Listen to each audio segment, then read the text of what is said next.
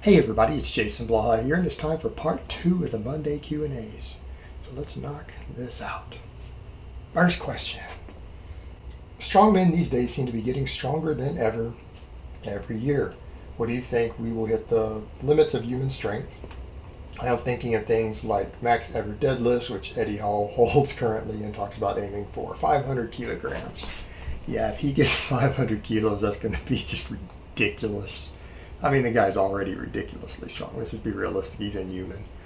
As far as that goes, you know what? Here's the difference, guys. I mean, what we're seeing now, different combinations of drugs are to blame. It is the fact that people are pushing the limits of drugs. They're willing to use unlimited amounts, and they're finding more and more synergistic things by combining different drugs together. It's gone way beyond just androgen. It's all about various peptides and growth hormone and insulin and IGF-1 and all these other things stacking with very high doses of androgens.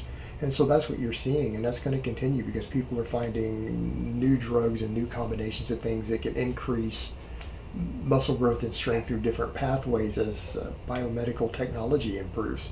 And so as a result of that, that's really what's driving that is number one. And then number two, we're getting a larger pull into strength sports in general. You're getting a better genetic pool to draw from. So you're combining all these other drugs with maybe a little better genetics finding their way into these sports. So you combine those things together, and yeah, they're going to keep going up. Well, as far as what the limits are, I have no idea. We're just going to have to wait and see. And you know what? Even if we find some limits in a couple of years and it stops, 5 years down the road, it's going to pick back up again. That's just going to keep happening as long as these things continue. And I don't really know how strong people are going to get. Is Eddie Hall going to get a 500 kilo deadlift? Maybe. He very well might. If he doesn't, someone else might come along and do it in a few years anyways. It's just the nature of the way these things are going for those reasons that I have explained. Is what it is. All right, next question. What are your thoughts on bananas as a primary carbohydrate source? I don't see any problem with bananas as a carbohydrate source. A lot of vitamins and minerals, so it's a good, healthy source of food. The issue is, of course, when you're looking at saying just a primary source of carbs, the question I have to ask is, why are you limiting yourself to just one food? Now, I can understand if you're cutting, why you're going to cut down your food selection. Maybe like in my case, I'm cutting right now, and my actual food choices are relatively small. They really are. They're fairly small, other than I eat a wide variety of vegetables. But when you start limiting yourself to just one primary source of carbs and almost nothing else, it may not be a good idea. You may not be getting enough nutritional variety. And I don't recommend that people take that approach. Now, I mean, you're free to do it if you just happen to really like bananas and you can fill things in with other foods. But just picking a single food to be your only real source for any extended period of time for one macronutrient, it isn't the wisest of idea. You want some diversity in your diet, if not just for palatability, at least for nutrient variety. It's just a good idea overall. So I wouldn't recommend that, even though I see no issue with eating a lot of bananas if you happen to like bananas. All right, next question. Besides doing more deadlifts themselves, what do you think helps bring up your deadlift? Well, doing more deadlifts themselves. Now, that aside, there is some truth to the fact that the deadlift will find your weakest link in a wide variety of muscle groups. So anyone who, let's say they don't want to do a lot of deadlifting, they're only deadlifting like once every 2 weeks, which a lot of champions do. How do they still get an impressive deadlift? By making sure they have no weak links. If you're doing a ton of strength work and you're building up size and all your various muscles, let's say you've spent a lot of time doing glute ham raises to build your hamstrings. You're doing tons of squatting also. You're doing a lot of barbell rowing, some shrugs, you've built up your traps, your lats, all your erectors are really strong, and then you're doing weighted hyperextensions and stuff for high reps on top of all of it. You've built everything from your posterior chain all the way to your traps up, very, very strong through a variety of other exercises. It's probably going to increase your deadlift even if you aren't deadlifting that often. So there is certainly something to be said for that. The fact is, the deadlift, because of the nature of it, will generally find the weakest link in the chain. So if you've done a lot of work to build up any possible weak links, you're still probably going to have a really good deadlift, even if you don't deadlift that often or do it that much. Although you do need to be deadlifting for the motor patterns, and remember, there's more than one way to go about this. A lot of people who have very impressive deadlifts get there just by doing less of deadlifts. And we can argue all day long about which one is right or wrong, but people do both successfully. They both work. I personally like to lean more towards the specificity of training, but someone who maybe just wants more overall size and more balanced strength rather than just a deadlift would probably want to go for the other approach to a large extent. You just got to balance it out towards your individual taste, individual needs, but both methods work. And that's how you build a deadlift without doing a lot of deadlifting. All right, next question. If you injected your weekly dose of PEDs and were on a substantial amount and you donated blood, could the blood affect the donee?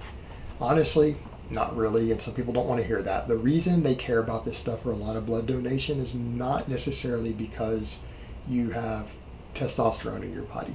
It's because you're putting a needle in your body.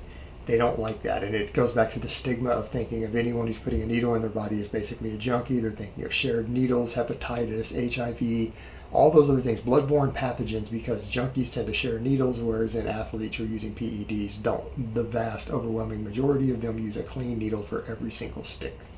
They tend to be more sterile about it because they're generally more fitness and health oriented and they're not addicted to a drug. But it's still the risk, it's still a concern, particularly with younger people, because you never know how stupid they're going to be. But as far as getting anything in the bloodstream, if someone was using large amounts of testosterone or something, the odds that there would be enough in their bloodstream at any given time for a person to even test positive for it, it's non-existent. Because what's happening, someone's taking a big injection of a big dose, it's going to be releasing that over several weeks into the bloodstream continually. Once it hits the bloodstream, there's just a very small amount in there. Even if it's reading a high blood serum level, it's not high enough to sustain anybody's levels. If they put that pint of blood in someone, they might see slightly elevated testosterone levels for 5 minutes or 10 minutes, and then it's going to return back to baseline. So it's not going to be enough to register anything. They're not going to test positive. Their blood work's not going to come back with high testosterone. So it's not going to have any real effect. But the concern is generally from these donation centers is the fact that this person's putting needles inside their body outside of the care of a doctor. And that is a concern to them because of possible bloodborne pathogens. They're giving that blood to people. All right, next question. When weighing meat for your meals, should you do the raw meat weight or the cooked weight, and why? Doesn't matter. The reason for it, make sure that you're using the right measurements. If you have numbers for raw meat, for your calories, protein, things like that, then weigh it raw and do those for the raw meat. If you have them for cooked meat, then weigh it after you cook it. That way you're accurate. It doesn't matter. They're both close enough to get the job done. You don't need to settle on one or the other, but just make sure you don't mix and match. Don't use raw meat numbers for cooked meat and cooked meat numbers for raw meat, and you'll be fine. Just stay consistent with it. Make sure you're using the right measurement for whatever you're doing. Doesn't matter. All right, next question. This is kind of related to your recent bodyweight exercise video. Could I do a bunch of bodyweight squat, push-up, crunches on off days between the weightlifting days of your novice program? Will it count as some form of mild cardio because I can't do any cardio that impacts my feet, and I'm not a big fan of biking either. Not a fan of cardio in general. I've always said keep the cardio intensity fairly low on these. If you're doing a bunch of resistance training type stuff, the cardio might be high from it. My novice program is very, very hard on progression, very hard on workload. Feel free to experiment with that, but if you start struggling to recover, you start hitting stalls in your lift, don't blame me for it, or my program for it, blame the stuff that you added in. I generally want to see people doing slightly lower intensity cardio on the off days if they're going to do cardio. So I'd rather see you doing some light jogging or biking rather than a bunch of body weight exercises that might be counting as resistance training and using similar energy pathways to your heavy lifting.